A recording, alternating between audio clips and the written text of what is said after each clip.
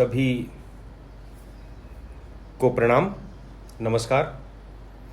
जैसा कि हम लोग जब गीता को प्रारंभ करते हैं तो सबसे पहले भगवान श्री कृष्ण, अर्जुन, व्यास जी और सरस्वती जी की वंदना करते हैं। वो श्लोक मैं पढ़ूंगा।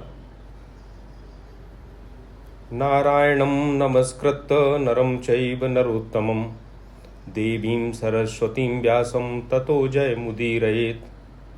प्रपन्नपारिजाताय तोत्रवेत्रैकपाणये ज्ञानमुद्राय कृष्णाय गीतामृतदुहे नमः। वसुदेवसुतं देवं कंसचाणूरमर्दनं देवकी परमानंदं कृष्णं वंदे जगद्गुरुं।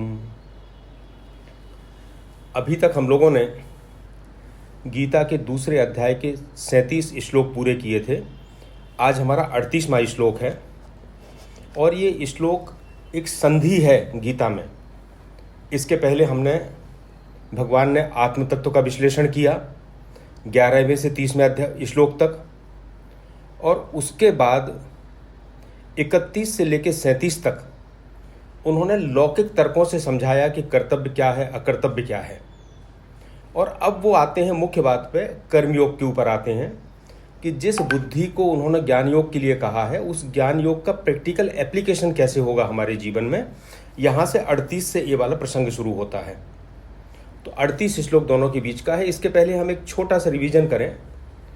मैं बार बार आप लोगों से मेरा अनुरोध है और ये प्रक्रिया भी है कि केवल श्रवण करने से गीता हो या कोई भी शास्त्र हो वह हमारी अनुभूति में नहीं आता है।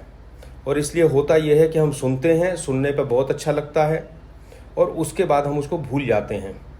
सो जो याज्ञवल्क्य जी ने मैत्रेयी जी से जो प्रक्रिया कही थी कि श्रवण, मनन और निदिध्यासन, मनन हमारा साथ में चलना चाहिए। श्रवण, तुलसीदास जी ने कहा है, शास्त्र सुचिंतित पुनि पुनि देखिए।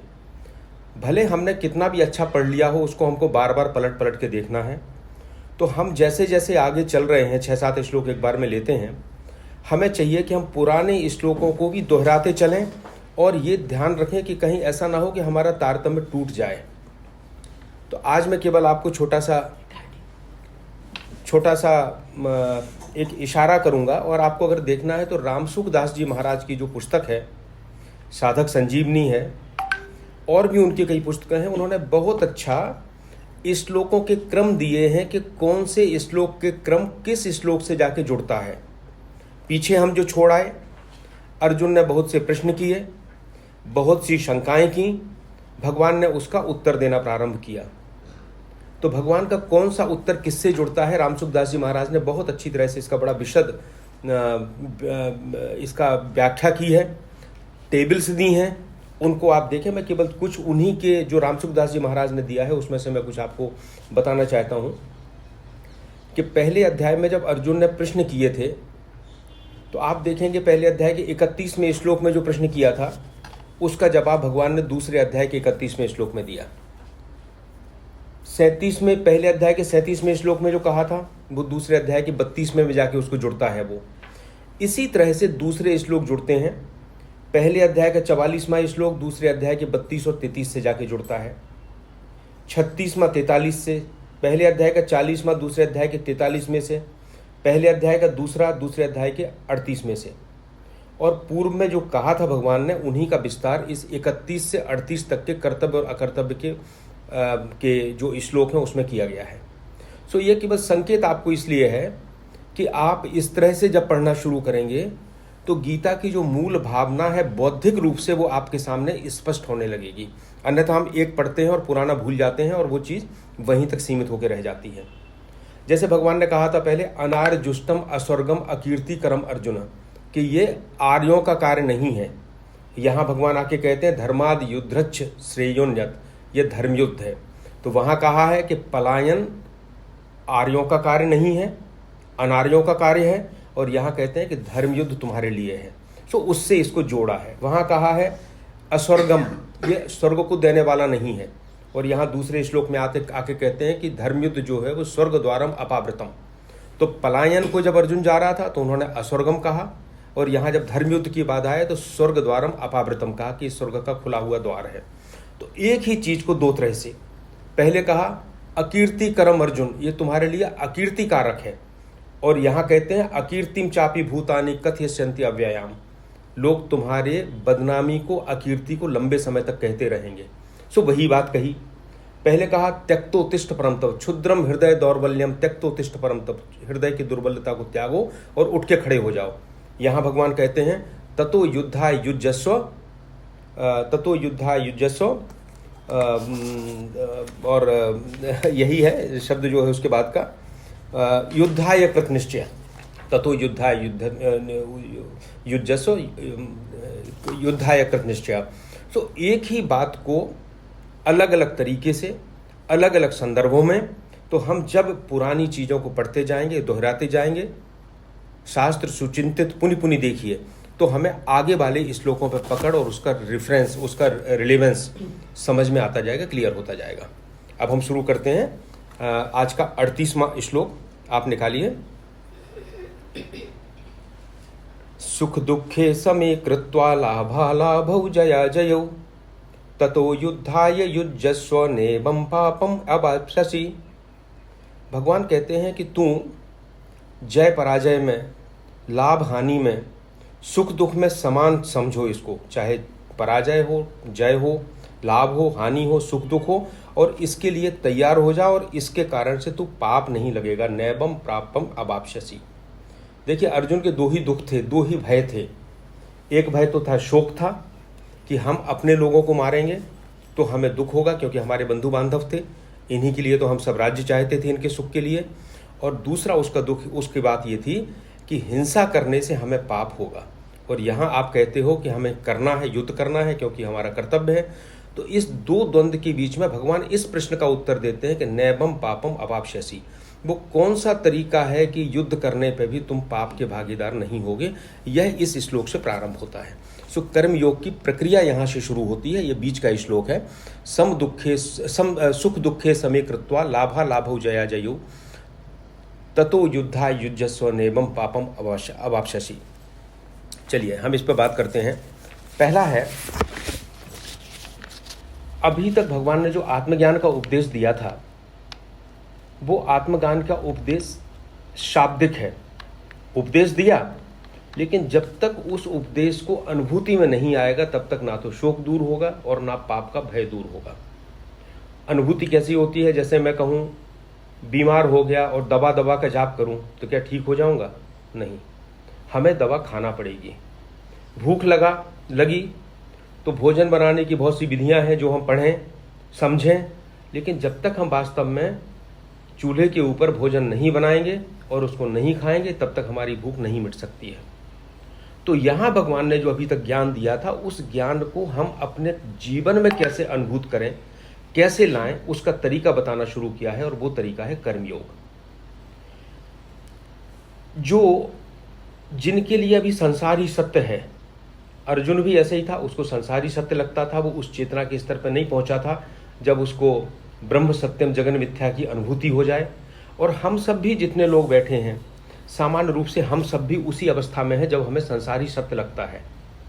तो जब लगता है तो हमें ज्ञान के लिए उस संसार के मार्ग से ही जाना पड़ेगा, और वो मार्ग भगवान कहते हैं वो है कर्मयोग। कर्मयोग में कर्मयोग करने से चित्त शुद्धि होती है। अब ये एक स्टेटमेंट है। चित्त अशुद्ध कैसे होता है? जब मन में किसी के प्रति पक्षपात, राग, द्वेष, कामना, ये सारी चीजें चित्त को अशुद्ध करती हैं। और कर्मयोग वो प्रक्रिया बताता है जब हम कर्म में लिप्त हुए बगैर और फल में लिप्त हुए बगैर कर्म को पूरी ताकत से करते हैं, इससे चित्त की शुद्धि होती है। और भगवान बाद में कहते हैं कि चित्त शुद्धि से ही ज्ञान का उदय होता है। थोड़ा सा ये दार्शनिक है।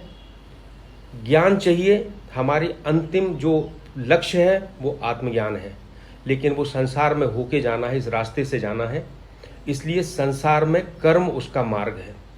सो कर्मयोग के माध्यम से चित्त शुद्धि, और चित्त शुद्धि के माध्यम से उसमें आत्मज्ञान का उदय। अभी हमने जो सुना, हमने सुना आत्मा अमर है, लेकिन यह बौद्धिक ज्ञान हो गया। लेकिन जब हम कर्मयोग के माध्यम से जाएंगे तो चित्त में इस चीज की अनुभूति पैदा होगी, और तब ये होगा कि हाँ वास्तव में आत्मा अमर है और उस चीज का जो आत्मज्ञान है वो अनुभूत होगा। तो एक और बात है, इसके बाद हम आगे चलेंगे। जब ज्ञान हो जाता है तो वास्तव में कर्मों की आवश्यकता नहीं रहती। लेकिन हम गीता में जब आगे पढ़ेंगे तो हम देखेंगे कि भगवान कहते हैं कि ज्ञान होने के बाद भी कर्म करना है, क्योंकि लोक कल्याण के लिए करना है, और इसलिए करना है कि हमारे कर्मों के द्वारा दूसरे लोग हमारा अनुकरण करें, क्योंकि हम ज्ञान युक्त कर्म कर रहे हैं। तो ये जो कर्म योग का चैप्टर शुरू हो रहा है, ज्ञान का हम कैसे अपने कर्म में उपयोग करें। अभी तक हम कर्म अज्ञानता से करते जा रहे हैं, हमें ना उसका आधार पता है, ना उसके करने का तरीका पता है। अब भगवान हमको उस लॉजिकल तरीके से उस तरीके को बताने वाले हैं। गीता की विशेषता यह है कि किसी भी चीज को आपके केवल ये कि आप विश्वास कर लो इस बात पर नहीं छोड़ा गया है, एक पूरी प्रक्रिया है, लॉजिक है, उसको हम समझने का प्रयास करेंगे। तो सबसे पहले इसमें इस श्लोक में है सुख दुखे समे कृत्वा लाभा लाभो जया जयो। क्या ऐसा हो सकता है कि सुख दुख में, जय पराजय में, लाभ और अलाभ में हम समचित्त रहें, हम शांत रहें, ये घटनाएं होती रहें? हाँ, हो सकता है। ये भगवान कहते हैं ये तो मन का प्रशिक्षण है, हम कितना मन का प्रशिक्षित कर पाते हैं। वैसे भी संसार के जितने काम हैं कभी भी उत्तेजना में, शोर शराबे में, अशांति में बड़े बड़े काम नहीं होते हैं। बड़ा काम अगर कुछ होता है, हम किसी परीक्षा में भी बैठते हैं, उसकी तैयारी भी करते हैं, तो अंदर से शांत, एक धैर्य, मौन, एकाग्रता, इसके बाद ही हम कुछ परीक्षा को पास कर पाएंगे। किसी भी तरह की सांसारिक प्रगति भी अगर करना है तो ये सारी चीज़ें आवश्यक हैं। लेकिन जब आत्मज्ञान की बात करते हैं, और वो ऐसा आत्मज्ञान जो संसार के अभ्युदय को भी साथ लेके चलता है, तो भगवान कहते हैं कि फिर वो किसी उत्तेजना में, जल्दीबाजी में, चीखने पुकारने से नहीं होगा। इसके लिए आपको सुख दुखे समे कृत्वा लाभा लाभो जया जयो। अब प्रश्न उठता है कि ठीक है साहब, हम वैसे ही सम क्यों नहीं हैं? क्यों ऐसा है कि हमारे अंदर विचलन हो रहा है? तो देखिए, हमारे पास जो मन, बुद्धि, चित्त और अहंकार है, तो चित्त तो वो पर्दा है जिसके ऊपर ये सारी चीजें अपना प्रभाव छोड़ती हैं और हमारे संस्कार बनते हैं। अंतःकरण का एक हिस्सा है। और ये माने हम कि झील है जिसमें कोई पत्थर गिरता है तो उसमें लहरें उत्पन्न होती हैं। तो संसार की जितनी घटनाएं हैं उन घटनाओं से मन विचलित होता है, मन विचलित होने से चित्त विचलित होता है, और जो लहरें उठती हैं उसमें चित्त में ज्ञान तभी पैदा होगा अगर सूर्य का प्रतिबिंब सागर किसी जलाशय में पड़ना है तो जलाशय शांत होगा, तभी वो दिखाई देगा। अगर जलाशय में लहरें हो रही होंगी तो ना चांद दिखेगा ना सूर्य दिखेगा उसके अंदर। सो यही स्थिति यहाँ पे है। इसलिए वो कहते हैं कि विचलन को हमें समाप्त करना है। अब कैसे करेंगे, ये बड़ी महत्वपूर्ण बात है। भगवान ने ये क्षमता केवल इंसान को दी है क्योंकि उसके पास बुद्धि और विवेक है। कोई भी प्रतिक्रिया होती है, कोई भी घटना होती है, जो जानवर है जिसके पास बुद्धि विवेक नहीं है वो तुरंत प्रतिक्रिया देता है, उसको देर नहीं लगाता। जैसे ही उसको समझ में आती वैसे वो प्रतिक्रिया देता है, किसी भी तरह की हो सकती है। और पर हमारे पास ये समय, हमारे पास ये भगवान ने क्षमता दी है कि हम तुरंत प्रतिक्रिया दे दें या मन को शांत करते हुए उसका रिस्पॉन्स दें, रिएक्शन दें या रिस्पॉन्स दें। अब इसके अंदर का विज्ञान समझिए, इसमें क्या फर्क पड़ता है। अगर हमने घटना होने पर मन शांत है, इसका अर्थ है कि घटना होने पे तुरंत ही हमारे अंदर एक रिएक्शन की बात आती है, यानी हमारी इंद्रियां कहती हैं कि हम ये करें, मन उनके साथ बह जाता है कि हाँ हमें ये करना है और हम वो करते हैं। और सारे संसार में बंधन इसी बात का है कि हम इंद्रियों के दास हैं और हम मन के दास हैं। लेकिन अगर घटना के बाद हम अपने मन को शांत रखते हैं और तुरंत उस पर कोई प्रतिक्रिया नहीं देते हैं, इसका मतलब है हम इंद्रिय और मन की दासता से मुक्त होने लगे। और मुक्त कब होंगे? जब इंद्रिय और मन के ऊपर बुद्धि का शासन होगा। अगले श्लोक में हम आएंगे जिसमें व्यवसायत्मिका बुद्धि का बात कही गई है। तो आप देखिए, इस पूरे मनोविज्ञान को समझने का प्रयास करें। धर्म तो है ही, लेकिन महत्वपूर्ण मनोविज्ञान ये है कि जब हम किसी भी प्रकार की परिस्थिति में शांत रहते हैं, सुख दुखे समे कृत्वा लाभा लाभौ जया जयौ। तो इसका अर्थ है कि हमने, हमारी बुद्धि ने, जो हमारी बुद्धि है उसने मन और इंद्रियों के ऊपर नियंत्रण कर लिया है और हम इस दासता से हमने मुक्त होना शुरू कर दिया है। तो ये स्वतंत्रता है, और जब चरम स्वतंत्रता हो जाती है उसको ही हिंदू धर्म मुक्ति कहता है। हम कभी सोच नहीं पाते, हमें जैसे क्रोध आया, हम लोग बड़े सामान्य, हम लोग भी खूब क्रोधित होते हैं, लेकिन अगर हम एक क्षण के लिए उस अवस्था में सम रह सकें, इसका मतलब है हमने अपनी इंद्रियों पर विजय प्राप्त करने की दिशा में एक कदम बढ़ा दिया है, अपनी स्वतंत्रता की दिशा में और अपनी मुक्ति की दिशा में। और इस शांति से उस मन में जो एक महान भाव का उदय होता है वो हमारी आध्यात्मिक चेतना को दृढ़ करता है। ये समानता जो है, ये समता जो है, क्यों महत्वपूर्ण है? इसलिए महत्वपूर्ण है कि ईश्वर का जो रूप है वो निष्पक्ष है, निर्दोष है, सम है। ईश्वर ने किसी के साथ भी कोई पक्षपात नहीं किया। सूर्य की धूप सबके लिए बराबर है, हवा सबके लिए बराबर है, जंगल सबके लिए बराबर है, पानी सबके लिए बराबर है। ये हो सकता है उसके लिए भगवान ने जो सबसे मूल्यवान चीज़ है उसके लिए हमसे कोई मूल्य नहीं लिया, सबको दिया। ये हो सकता है कि इंसानों ने अपने कारणों से उसमें विभाजन किया हो, पर ईश्वर ने विभाजन नहीं किया। सो निर्दोषम ही समम ब्रह्म, गीता का ही ये वाक्य है। ईश्वर निर्दोष है, सम है, और अगर हमारे अंतःकरण में भी समता आती है, इसका मतलब ईश्वर का भाव हमारे अंदर आ रहा है। सो ये समता जो है विभिन्न परिस्थितियों में, ये केवल साधारण बात नहीं है। इसका आप जब इसका विचार करेंगे तो ये इंद्रियों पर नियंत्रण भी है, ये ईश्वरीय गुण का विकास भी है, और ये आध्यात्मिक चेतना का विकास भी है। अब ये समता केवल मन में ही नहीं होती है, समता मन के अलावा भी होती है। इसमें 3 चीजें भगवान ने दी हैं। सुख दुखे समे कृत्वा लाभा लाभो जया जयो। सो जया जयो, जय और पराजय। तो जय और पराजय हमेशा शारीरिक ही होगी। हम किसी से जीतेंगे, किसी से हारेंगे, तो शारीरिक विषमता में भी समता रखना, जय पराजय। सुख दुख, सुख दुखे समे कृत्वा लाभा लाभ, लाभ और अलाभ, लाभ और हानि। लाभ और हानि मन के विषय हैं, तो लाभ हानि में समता रखना मतलब मन में समता रखना। और सुख दुखे, सुख दुख जो है बुद्धि के विषय हैं, उनमें भी रखना। तो शरीर में भी समता, मन में भी समता और बुद्धि में भी समता। और ये समता का जो रूप है, यह रूप ही ईश्वर का रूप है, उसकी तरफ हमारी गति है।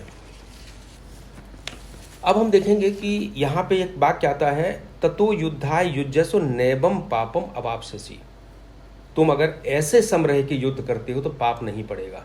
अब बड़ा मजेदार बात है, हम लोग भी हमेशा पाप से डरते हैं। अर्जुन भी पाप से डर रहा था।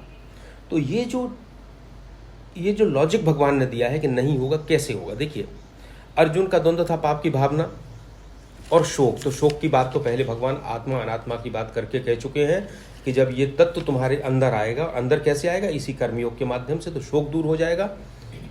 अब अर्जुन सोचता है कि भगवान ठीक कहते हैं कि अगर सभी कुछ आत्मा अनात्मा है, ना कोई किसी को मारता है, ना किसी से मरता है, आत्मा ना जलती है, ना गीली होती है, ना कुछ, अनंत है, वो अनादि है, अनंत है, हमेशा से है, तो जब हम आत्मदृष्टि से बात करते हैं तो किसी को मारने और मारने पर पाप नहीं लगता। लेकिन हम तो युद्ध कोई आत्मदृष्टि से तो युद्ध करते नहीं। आत्मदृष्टि से तो विचार हो सकता है, युद्ध तो हमेशा शरीर से ही होगा, देह दृष्टि से ही होगा, और देह दृष्टि से जब हिंसा होगी तो पाप पड़ेगा। तो भगवान जो कहते हैं नैवम पापम अवाप्स्यसि, ये बहुत महत्वपूर्ण है कि हम देह दृष्टि से भी जो काम कर रहे हैं उसमें भी पाप नहीं पड़ेगा यदि हम समबुद्धि से काम करेंगे। यही कर्म का रहस्य है, कर्मयोग का रहस्य है। हमने जैसे कहा कि समता ईश्वर का रूप है। अगर हम समता में स्थित हैं तो आप देखिए कितनी सारी घटनाएं हैं जो संसार में निरंतर हो रही हैं जिससे हमें कोई मतलब नहीं है। क्या हमें उसका पाप और पुण्य हमारे ऊपर आ रहा है? नहीं आ रहा है। कितने युद्ध हो रहे हैं, उसमें कितनी हिंसाएं हो रही हैं, लेकिन हम उससे असंपृक्त हैं। हमें नहीं पता कि यूक्रेन में क्या हो रहा है, या हो रहा है तो हम उससे, ना हमें उससे द्वेष है, ना उससे हमको, हमारे मन में कोई राग है, ना द्वेष है, इसलिए हमारे ऊपर कोई पाप नहीं आ रहा है। हम खाना खाते हैं, हम दही खाते हैं तो कहते हैं कि 100 ग्राम दही में अगर खाते हैं तो एक में पढ़ रहे थे कोई वो था 630 करोड़ बैक्टीरिया, लैक्टोबैसिलस बैक्टीरिया होते हैं, वो हमारे शरीर में जाते हैं, वो सारे मरते हैं। तो क्या हमको दही खाने का पाप होता है? नहीं, क्योंकि जब हमने भोजन किया, भोजन में जो है उसमें हमारा कोई राग द्वेष उनके प्रति नहीं है। श्वास लेते हैं, करोड़ों बैक्टीरिया मरते हैं, विषाणु बढ़ते हैं, हमारे शरीर में निरंतर क्रियाएं चल रही हैं, पर उसका पाप इसलिए नहीं है कि हम उनके प्रति सम हैं, मेरा कोई राग द्वेष नहीं है। तो भगवान उसी चीज़ को यहाँ अप्लाई करते हैं कि जब तुम जीवन की क्रियाओं में भी समता लाओगे, राग द्वेष नहीं होगा, तो ये आपको पाप का कारण नहीं बनेगी। अब ये समता का एक बड़ा अच्छा उदाहरण मैं रामचरितमानस से हमेशा चाहता हूँ कि हम लोग बात करें, और इसलिए कि वो हर जन जन तक पहुँची हुई है। तो गीता उसको कैसे सपोर्ट करते? देखिए, जब धनुष यज्ञ हुआ और राम जी धनुष तोड़ने के लिए चले, तो विश्वामित्र जी उनसे कहते हैं कि उठहु राम भंजहु भव चापा, राम उठो और शंकर जी के चाप को तोड़ो। हरहु मेटहु तात जनक परितापा, और जनक के दुख को दूर करो। तो बहुत बड़ी बात थी कि खड़े हो रहे हैं, जा रहे हैं, सीता जी से विवाह होने वाला है, इतना बड़ा सम्मान मिलने वाला है। पर भगवान, जो तुलसीदास जी भगवान की दशा का वर्णन करते हैं, वो ये नहीं कहते भगवान झट से उठे और दौड़ के चले गए और धनुष तोड़ दिया। सुनि गुरु बचन चरण सिरुनाबा, हर्ष विषाद न कछु मन आवा। उठे, गुरु के चरणों में सिर नवाया, लेकिन मन में न हर्ष आया न विषाद आया। क्या हुई? एक स्थिति थी, एक झील में एक पत्थर फेंका गया कि तुम उठो और सीता से धनुष तोड़ के विवाह करो, लेकिन इतने बड़े पत्थर से भी उनके मन में विचलन नहीं हुआ। हर्ष विषाद न कछु मन आवा। फिर वो कहते हैं ठाड़े भय उठी सहज सुभाएं, जैसे सामान्य रूप से खड़े होते हैं वैसे खड़े हो गए। ठवन जुबा मृगराज लजाएं, और ऐसे चले जैसे सिंह की चाल से आगे चले। सहजई चले सकल जग स्वामी, पूरे जग के स्वामी भगवान राम सहज ही चले। मत मंजुबर कुंजरगामी, जैसे कोई मदमस्त हाथी अपने चाल में चला जाता है। सो जो ये समता की बात भगवान ने कही है, ये वही समता है जो सुख और दुख में हमारे जो मूल स्वभाव है, हमारा जो समता है, उसको स्थायी रूप से रखती है। सो हमारा जो दैनिक जीवन में उसका उपयोग है, हम इसको इस गहराई से समझें, और समझने के बाद हम छोटे छोटे से प्रयास प्रारंभ करें कि हम उनमें समता रख पाते कि नहीं रख पाते। हमें निश्चित रूप से क्रोध आएगा, हम लोगों को भी आता है, सबको आता है, पर अगर हम उसमें से 10% भी प्रगति कर सके तो उतना हम इंद्रिय और मन की दासता से अलग होकर बुद्धि का उसके ऊपर प्रभुत्व स्थापित करने लगेंगे। अगला श्लोक लेते हैं 39वां। यहां से सही तरीके से कर्मयोग शुरू हो जाता है। और मैं आपको बता दूं कि गीता में पहले अध्याय से तीसरे अध्याय तक जो सिद्धांत दे दिए गए हैं, उन्हीं का विस्तार, चौथे अध्याय तक उन्हीं का विस्तार बाकी सारे अध्यायों में किया गया है अलग अलग तरह से। हमें सबसे ज़्यादा समय दूसरे में लग रहा है, क्योंकि दूसरा अध्याय सिद्धांतों के मामले में सबसे ज़्यादा हमारा आधार तैयार करता है, और बाद में 18वां अध्याय इसी चीज़ को हमारा रिवीजन करता है, पूरा रिवाइज करता है पूरी चीज़ों को, और बीच के सारे अध्याय उन्हीं चीज़ों का विस्तार है। तो आत्मनात्म से शुरू करके कर्तव्य से, और अब उस ज्ञान को प्रैक्टिकल जीवन में एप्लीकेशन के लिए हम कर्मयोग की बात कर रहे हैं। 39वां श्लोक है, एषा ते विहिता सांख्ये बुद्धिर्योगे तो इमाम शृणु, बुद्ध्या युक्तो यया पार्थ कर्म बंधम प्रहास्यसि। भगवान कहते हैं कि यह जो मैंने अभी तक तेरे को ज्ञान योग कहा है, अब इस ज्ञान को हम कैसे प्रैक्टिकल एप्लीकेशन में लाएंगे, प्रैक्टिकल व्यवहार में लाएंगे, वो सुनो मुझसे। यानी अभी तक हमारा व्यवहार था वो ज्ञान युक्त नहीं है, हम अज्ञान में ही व्यवहार करते जा रहे हैं। इस ज्ञान को हम अपने व्यक्तिगत जीवन में कैसे लाएं, ये भगवान अब हमें बताने वाले हैं। और इसमें बड़ा महत्वपूर्ण है, इसमें कहते हैं कर्म बंधम प्रहास्यसि, जिससे कर्मों के बंधन टूट जाएंगे। पहले कहा था नैवम पापम अवाप्स्यसि, यहाँ कहा है कर्म बंधम प्रहास्यसि। सो पहले कह दिया कि तुझे पाप नहीं पड़ेगा, अब कहते हैं ठीक है पाप नहीं पड़ेगा पर कर्म का बंधन तो होगा। तो अब जो श्लोक है और जो बता रहे हैं वो है कि कर्म बंधन भी टूट जाएगा। कैसे होगा, ये प्रक्रिया बताई है, ये परिणाम बताया है इस श्लोक में। अब प्रक्रिया आगे बताएंगे। देखिए, हम हमेशा सोचें कि कर्म की दुविधा क्या है। कर्म की दुविधा ये है कि हम शुरू से ही हम कह रहे हैं कि जगत सत्य नहीं है, जगत मिथ्या है। और ईश्वर सत्य है। तो जब जगत मिथ्या है तो हम काम ही क्यों करें? तो जब शंकराचार्य जी ने अपना संदेश दिया जगन मिथ्यम ब्रह्म सत्यम जगन मिथ्या, तो उनका संदेश तो बिल्कुल सही है, लेकिन 1200 वर्ष पहले हमारे समाज ने उसको इस तरह से ले लिया कि हमारा पूरा समाज पलायनवादी हो गया। उसने कहा जब पूरा संसार ही मिथ्या है तो बात बात में आदमी करता अरे कुछ नहीं है, वो तो मिथ्या है सब कुछ, तो हमें क्या ज़रूरत है। वास्तव में अध्यात्म में अधिकारी भेद होता है, हर चीज़ हर किसी के लिए नहीं होती। जो अध्यात्म की चरम अवस्था है वहाँ जगन मिथ्या जरूर है, लेकिन जब तक हम जगत में रह रहे हैं, जब तक हम गृहस्थ आश्रम में हैं और दूसरे आश्रमों में हैं, तब तक हमारे लिए जगन मिथ्या नहीं हो सकता है, तब तक हमारे लिए वो एपरेंट ट्रुथ है। अब भगवान हमें बताते हैं कि उस ट्रुथ में जीते हुए हम कर्म कैसे करें। अब जैसे पहले बात आई थी कि जगत मिथ्या है तो हम कर्म क्यों करें। अब जब कर्म नहीं करेंगे तो निकम्मे हो जाएंगे, पलायनवादी हो जाएंगे, स्वार्थी हो जाएंगे, हम केवल अपनी मुक्ति की बात करेंगे।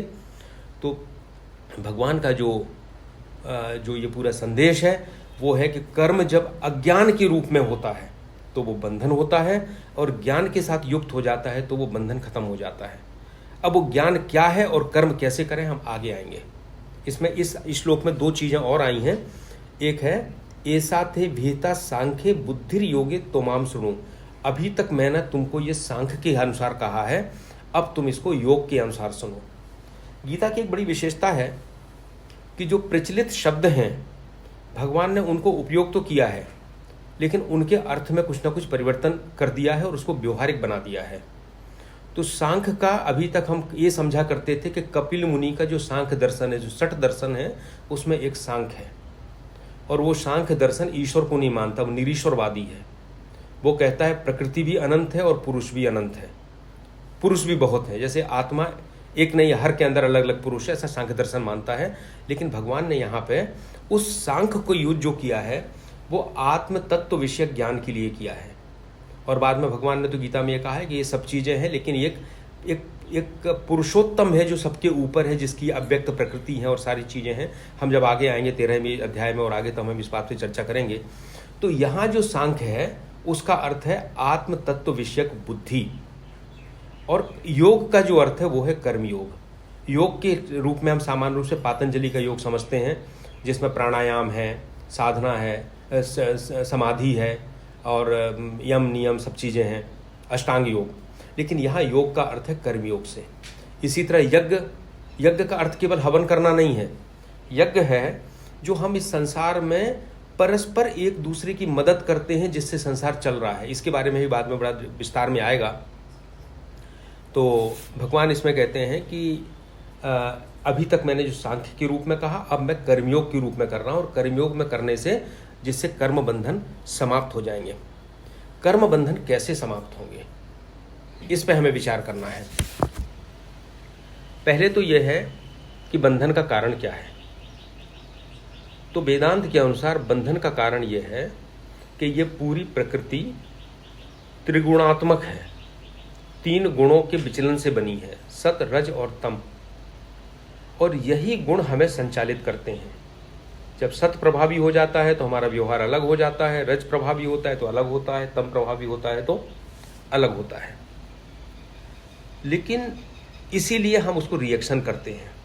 लेकिन जब समता आती है, इसका मतलब है कि रज इन गुणों के प्रभावी होने पर भी हम इनसे प्रभावित नहीं हो रहे। और जो मैंने पहले कहा था कि इंद्रिय और मन की दासता से मुक्ति, वही बात यहाँ भी आती है कि हम अगर गुणों से प्रभावित नहीं हो रहे हैं, इसका मतलब है कि हम प्रकृति के जो जाल है उससे बाहर निकलने के लिए प्रयास कर रहे हैं।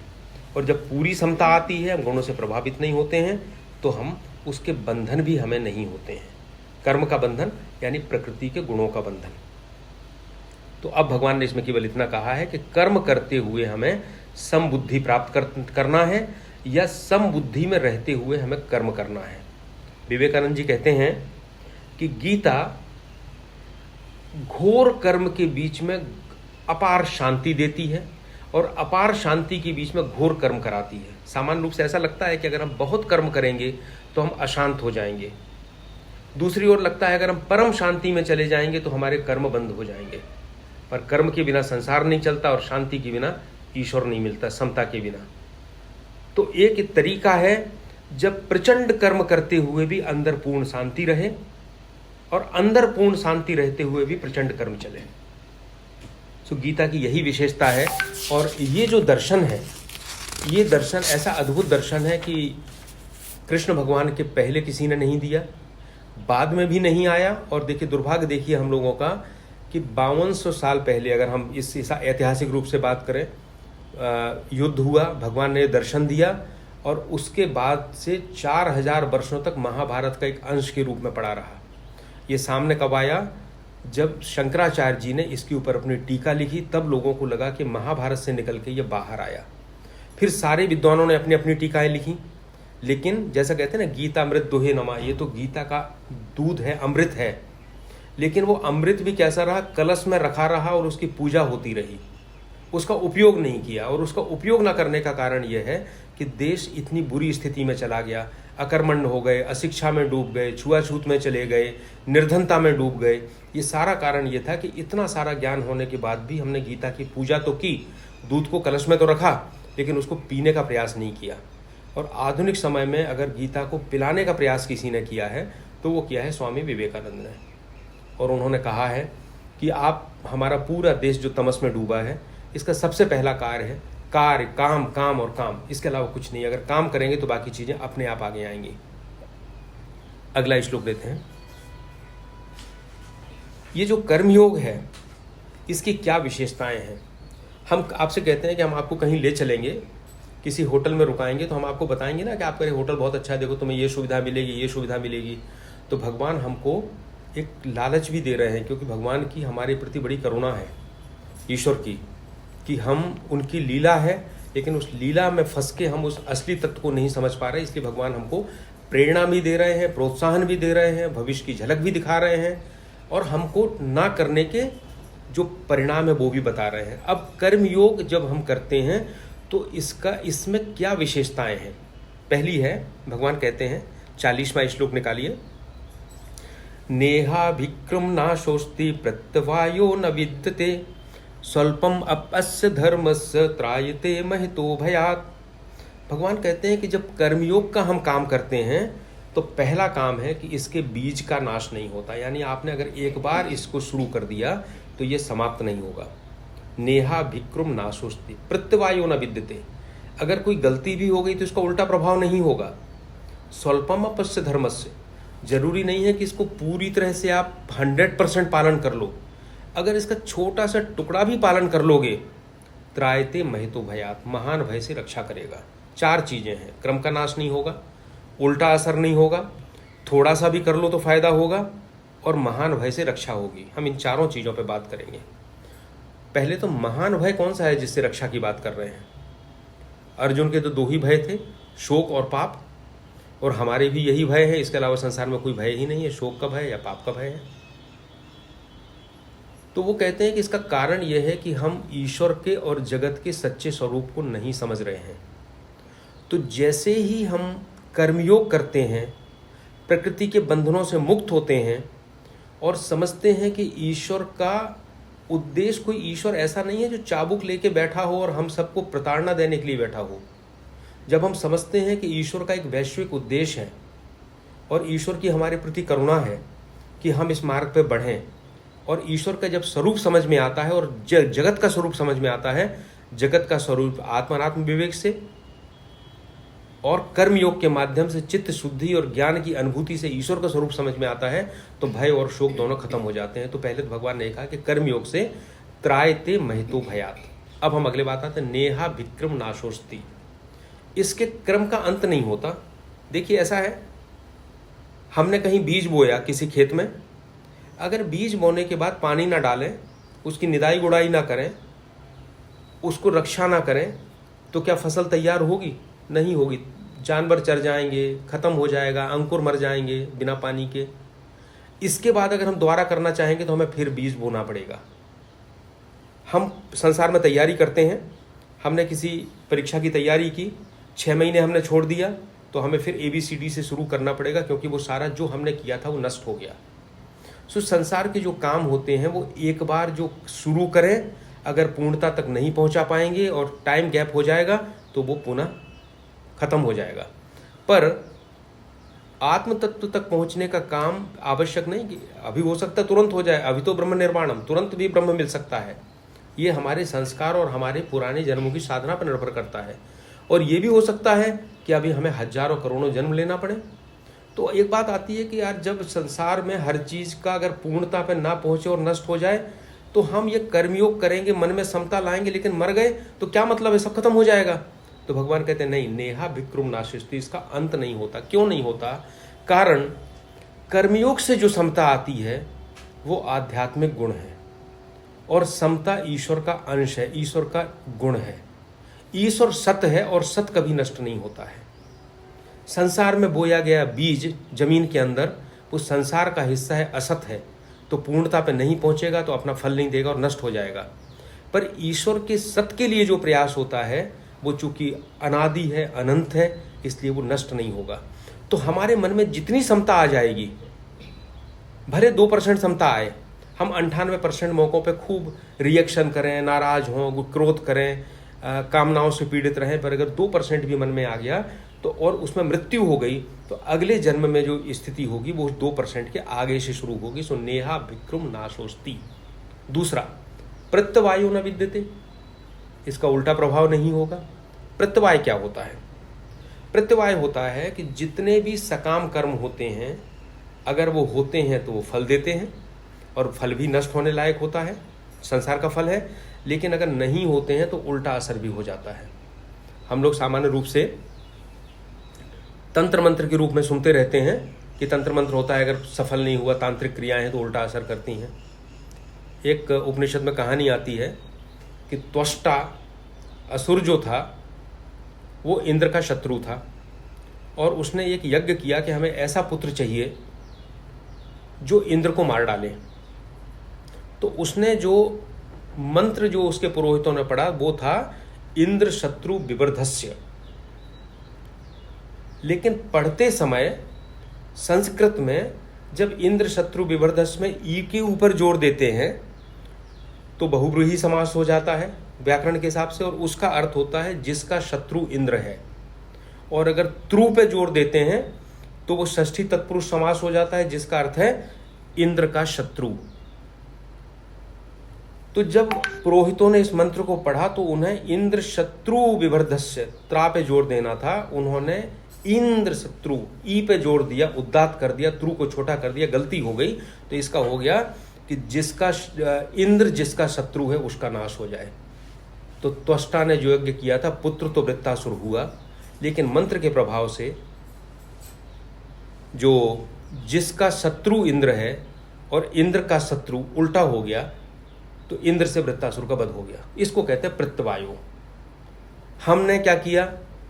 संसार में किसी काम के लिए प्रयास किया, एक व्यापार किया, खूब सारा पैसा लगाया, हो सकता है लाभ हो जाए, लेकिन अगर व्यापार फेल हो गया तो क्या होगा? हमारा रखा हुआ पैसा भी चला जाएगा, प्रत्यवाय हो जाएगा, उल्टा असर हो जाएगा।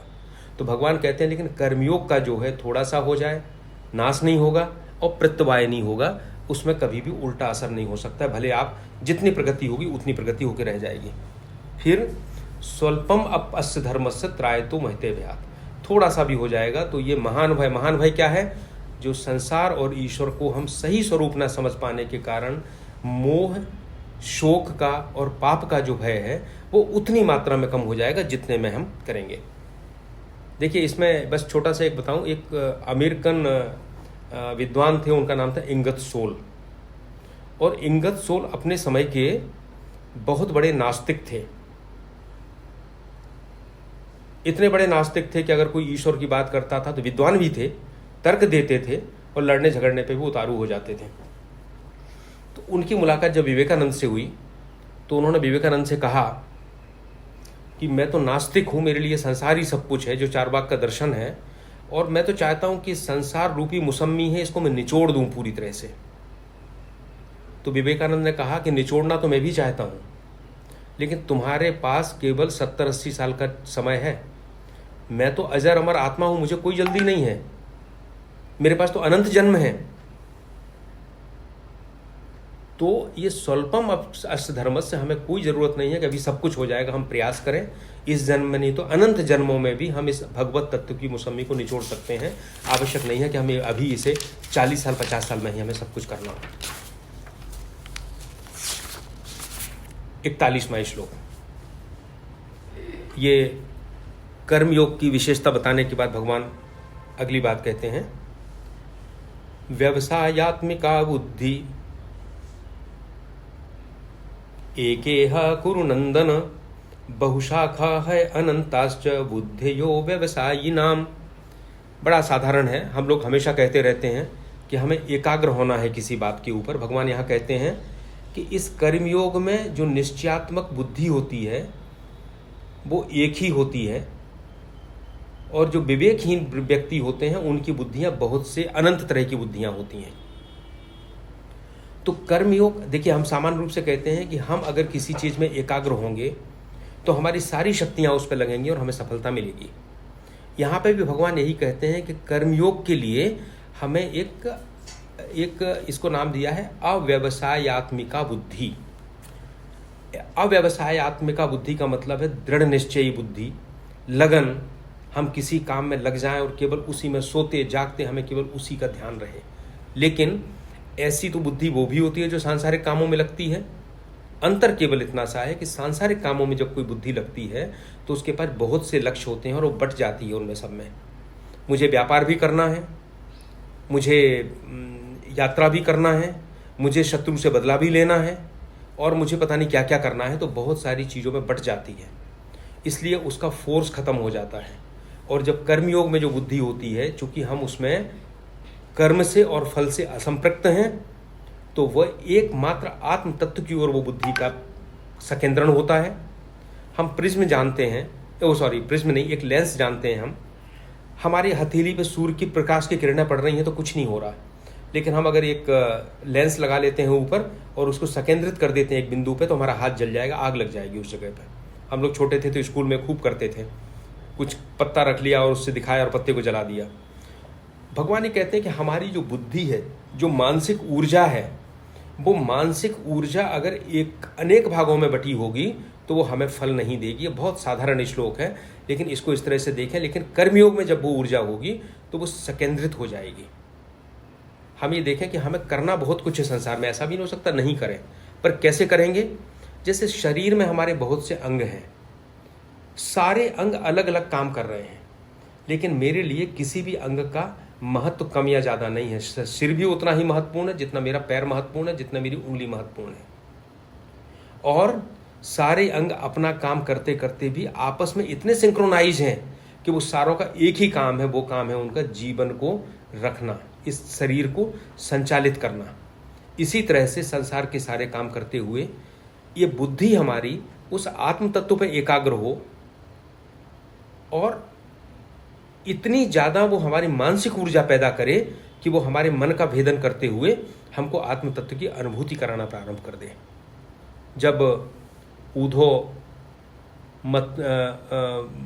गए थे गोपियों के पास में राम कृष्ण का संदेश लेके, तो गोपियों ने कहा था, ऊधो मन्ना भय 10-20 एक हतो सो गौ श्याम संग को आराधे ईस। मेरे पास तो एक ही मन था जो श्याम के साथ चला गया है, अब कौन तुम्हारे कहने से जो ज्ञान मार्ग की बात कर रहा है कौन आराधेगा। सो ये सकेंद्रण है बुद्धि का। उन्होंने सारी अपनी ऊर्जा भगवान के प्रति प्रेम में समर्पित कर दी थी। तो इस श्लोक में भगवान ने कहा है कि हमें अपनी बुद्धि को व्यावसायिक बनाना है, आत्म तत्व पर केंद्रित करना है, बहुशाखा बहुत जगह भटकाना नहीं है, और कर्मयोग के माध्यम से जब ये बुद्धि होगी तो हमें इसकी प्राप्ति होगी। 3 श्लोक बहुत छोटे छोटे हैं, उसके बाद अगला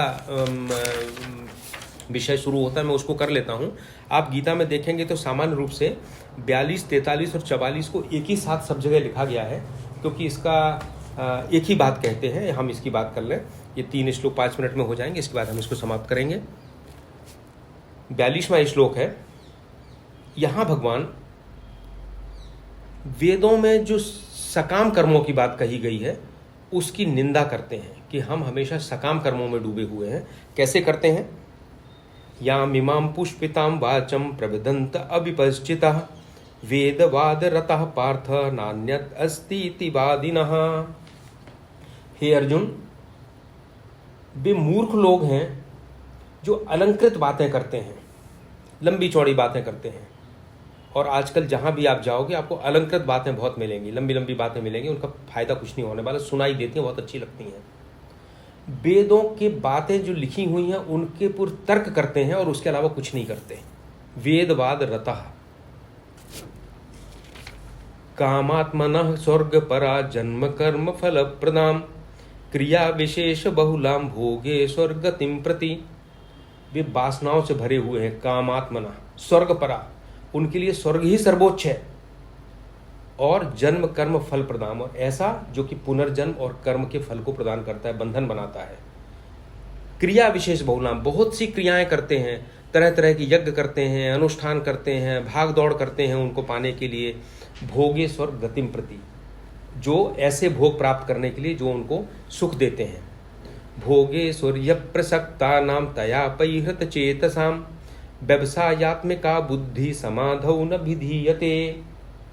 जो सुख और भोगों के प्रति आसक्त हैं, जिनका मन इनका दास बन गया है, उनके लिए ऐसी कोई संभावना नहीं है कि वो अपनी बुद्धि को व्यावसायिक बना सकें और समाधि की उपलब्धि कर सकें, समाधि यानी आत्म तत्व की उपलब्धि कर सकें। इसमें कई लोग कहते हैं कि वेदवाद रतः, भगवान ने इसमें वेद की आलोचना की है। हिंदू धर्म की एक बड़ी विशेषता है, हमारे लिए कुछ भी अंतिम रूप से ऐसा नहीं है कि हम इसके विरोध में नहीं बोल सकते। कहीं भी किसी भी दूसरे धर्म में कुरान से बाहर की बात नहीं की जा सकती, कुरान में जो है वही रहेगा, बाइबल में जो है वही रहेगा, उससे बाइबल से परे जाने का कोई तरीका नहीं है, आपको वहीं तक रहना पड़ेगा। पर हमारे यहाँ वेदों में जो दो चरण है, कर्मकांड और ज्ञान कांड। कर्म कांड में जो काम्य कर्म है, जो हमें फल देते हैं, उनकी जो करने की विधियां दी गई हैं, उनकी आलोचना भी उपनिषदों में की गई है। तो भगवान ने जो आलोचना यहाँ की है वो वेदों की ना करके वेदों के कर्मकांड की है। अब हम कहेंगे अरे भाई कर्मकांड की क्यों की, कर्मकांड क्या अच्छे नहीं हैं, हम उनको क्यों ना हटा दें वेदों में से। तो इसके लिए हमें एक चीज ध्यान रखना पड़ेगी कि वेद KG1 से लेके PhD तक और उसके आगे D.Litt तक की पढ़ाई कराते हैं। तो जो KG1 में होगा उसके लिए KG1 का पाठ होगा, और जो PhD करेगा उसके लिए PhD का पाठ होगा। भगवान ने जो गीता कहा है ये संसार में रहते हुए आध्यात्म की PhD है। तो भगवान कहते हैं कि तुम अभी KG1 में मत उलझो, लेकिन KG1 भी आवश्यक है। तो सबसे पहले वेद कहते हैं कि अगर आप कुछ भी काम नहीं कर रहे हो तो निकम्मे रहने से ज़्यादा अच्छा है कि तुम स्वार्थपूर्ण सकाम कर्म करो। जब स्वार्थपूर्ण सकाम कर्म करोगे तो फिर आप लोकहित के सकाम कर्म करना शुरू करोगे, और जब लोकहित के सकाम कर्म करोगे तो इसके बाद निष्काम कर्म की और भगवत प्रीत्यर्थ, भगवान के लिए काम करने की स्टेज आएगी। तो भगवान यहाँ, कृष्ण यहाँ पे वेदवाद रता करके जो सबसे निचले कर्म है वो ये कहते हैं कि तुम केवल उनमें मत अटके रहो कि जो फल भौतिक फल देते हैं।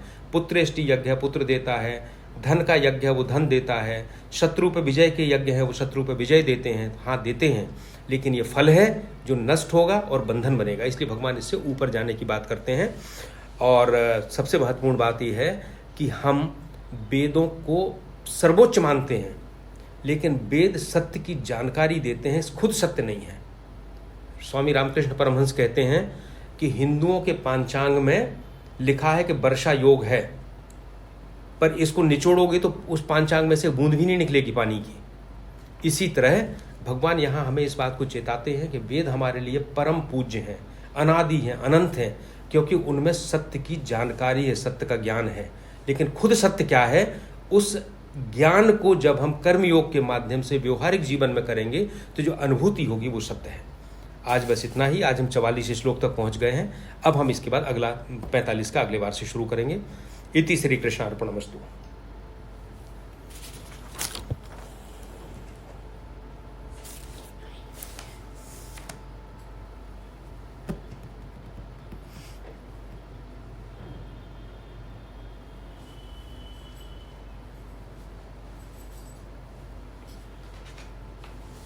जी व्यास सर।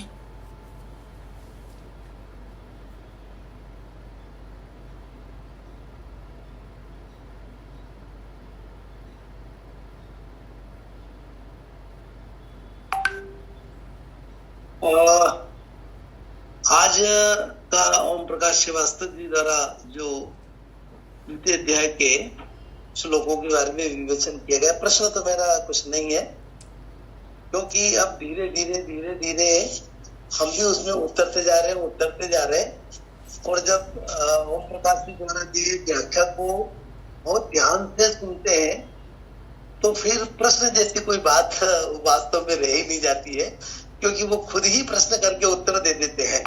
जैसे अब ये लास्ट श्लोक था, इसमें वेद के प्रशंसक और उनके बारे में थोड़ा सा वो कहा कि जो वेद के प्रशंसक है और उनका एक तरह से क्रिटिसाइज जैसी बात थी, उसका उत्तर उन्होंने खुद ही दे दिया। तो इसलिए प्रश्न जैसी कोई बात नहीं है, लेकिन वास्तव में सब लोग जो जुड़े और ध्यान से श्रीवास्तव जी की बात को सुन रहे हैं, तो हमारा विस्तार भी जो है वो धीरे धीरे उनके साथ साथ बढ़ता जा रहा है और उनकी व्याख्या एकदम सर्वांगीण है, सब चीजों को लेकर के चल रही है। तो हम बहुत बहुत आभारी हैं उनके और उनको हृदय से साधुवाद देते हैं कि इसी तरह से हम लोगों को वो जोड़े रहे। और वास्तव में आज काफी लोग करीब 78-77 के आसपास आए हैं। तो मेरा एक छोटा सा अनुरोध ही रहेगा सबसे कि जो आदरणीय श्रीवास्तव जी कह रहे हैं कि पीछे का सपाट आगे बढ़ो, पीछे का वो क्या है, कुछ एक ऐसे कुछ है, आगे आगे चलो पीछे का सपाट, ये पीछे का सपाट नहीं हो जाए हमारा। तो ये 7 दिन का समय है और इस 7 दिन के समय में इसकी आप रिवीजन जरूर करिएगा। ये मेरा अपना एक विनय है। श्रीवास्तव जी तो कह ही रहे हैं, हर बार भी कह रहे हैं, लेकिन आप इसका रिवीजन करेंगे तो आपको का लाभ मिलेगा। अब एक प्रश्न वाले भी आए हैं राठौर साहब, उनका ही प्रश्न सुने। धन्यवाद। नमस्कार सर। नमस्कार सर, जैसा कि अभी आपने बताया कि अन्य धर्म के जो धर्म ग्रंथ हैं वो उनसे बाहर जाने की बात नहीं कहते हैं, उसी में रह के काम करने की बात कहते हैं। तो क्या उससे एकजुटता नहीं आती है कि हम ऐसे ही हमको करना, लेकिन जो हमारा सनातन धर्म है वो विचारों की अभिव्यक्ति देता है, कर्म कांडों को पालन करने की अभिव्यक्ति देता है और भी कई तरह की अभिव्यक्ति की स्वतंत्रता देता है। तो इससे क्या अलगाव की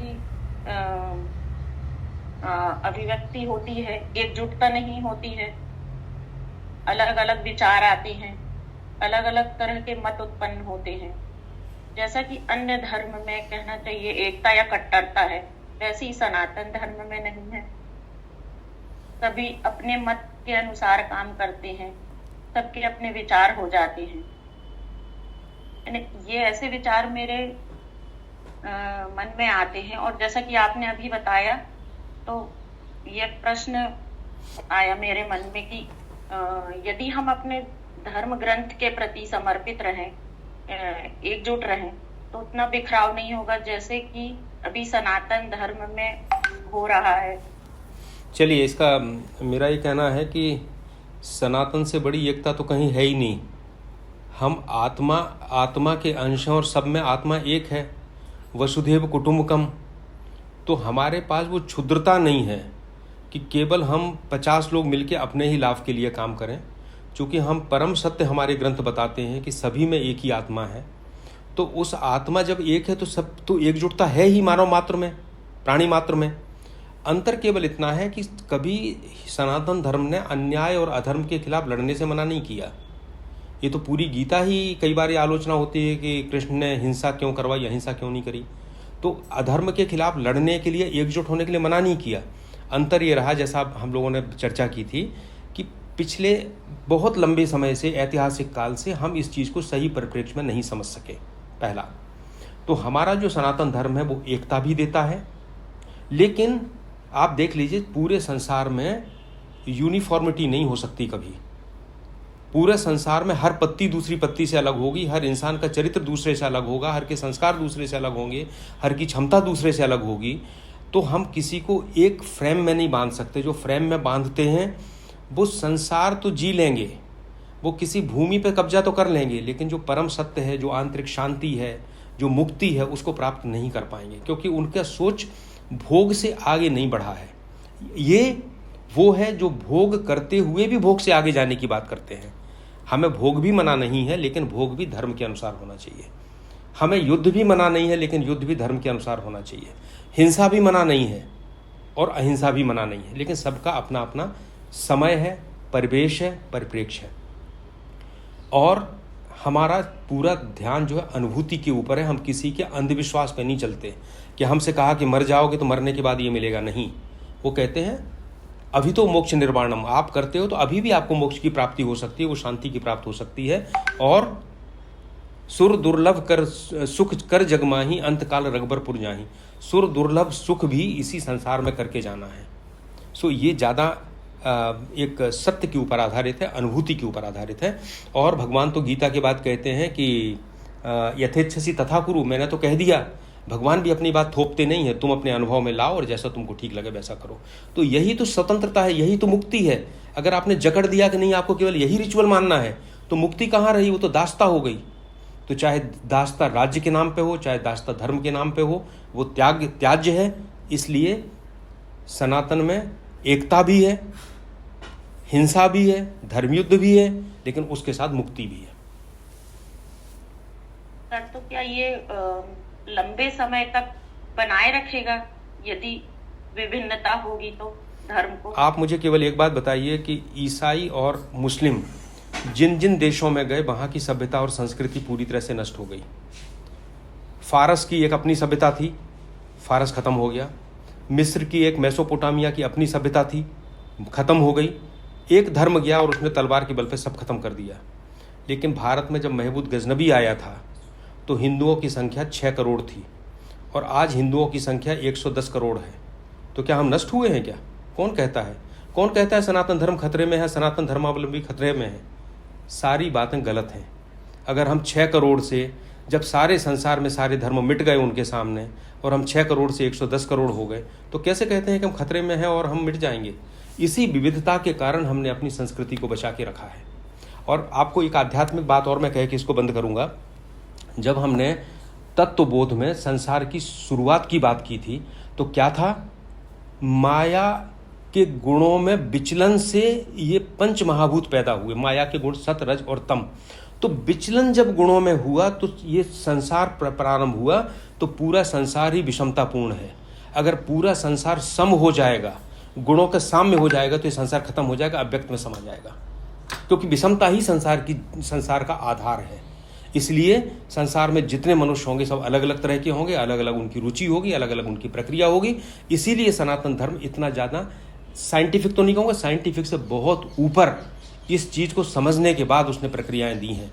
आप किसी भी संप्रदाय में अगर एक ही रिचुअल दे दोगे, एक ही तरह का खाना दे दोगे, एक ही तरह के संबंध दे दोगे, तो वो चल नहीं पाएगा। तो मेरा तो कहना है कि अगर आप ऐतिहासिक दृष्टि से देखो तो सनातन कहीं खतरे में नहीं है। हम बहुत ताकतवर हैं, पहले से कई गुना ज़्यादा बढ़ चुके हैं। और ये सारी बातें बाकी स्वार्थों के कारण की जाती हैं कि सनातन खतरे में है और ये सारी बातें। लेकिन आप इसका विवेचन करिए और खुद विचार करिए। धन्यवाद।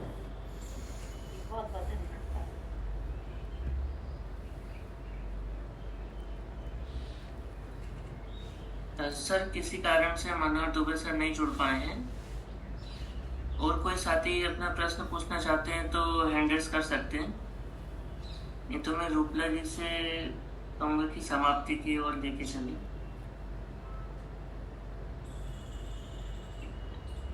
अब किसी का कोई प्रश्न नहीं है साथियों। जैसा मैंने पहले कह दिया कि श्रीवास्तव जी का प्रस्तुति इतनी अच्छी है कि प्रश्नों की कोई गुंजाइश उसमें नहीं रहती। खुद ही बीच में संभावित प्रश्नों को लेते हैं और उसका उत्तर देते हैं। आज का सत्र साथियों बहुत अच्छा रहा। बहुत ही सारगर्भित व्याख्या जो है वो श्रीवास्तव जी ने की। और जैसा उन्होंने कहा कि अध्याय 2 बहुत महत्वपूर्ण अध्याय है। अध्याय 2 और 18 में तो रिव्यू बताया उन्होंने आज, और कहा कि 20 के जो है उनको एक्सप्लेन करते हैं। तो आज के अध्याय 2 जो कि सबसे महत्वपूर्ण है, उनके श्लोकों के बारे में आपने जो हमारे सबका ज्ञान का वर्धन किया, इसके लिए हम सभी श्रोता जो है आदरणीय श्रीवास्तव जी के हृदय से आभारी हैं। और सभी श्रोताओं ने भी जो है वो ध्यान से सुना, तो हम श्रोताओं के भी जो है वो IOIC आभारी है उनका। धन्यवाद। अगले संडे को फिर मिलेंगे।